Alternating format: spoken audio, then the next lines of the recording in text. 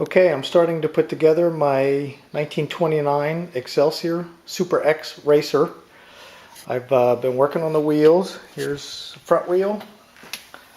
Got some fenders, got my parts ready to go.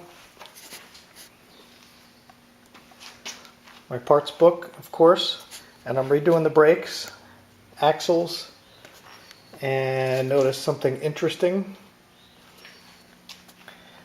Had a couple rear brakes and the offsets are set up different. It's possible this one is backwards in the center, and I think it's been taken apart and put back together the wrong way, but this is the offset should go on the inside toward the wheel.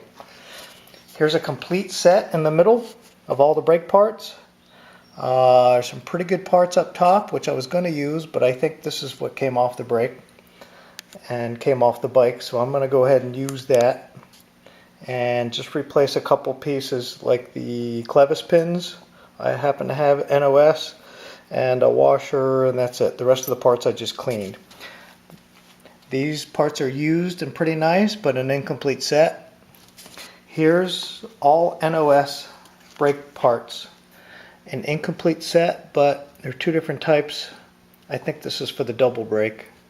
But I've got new old stock clevis pins, brake adjuster that goes to the rear, springs are new, and the long clevis there and the arm.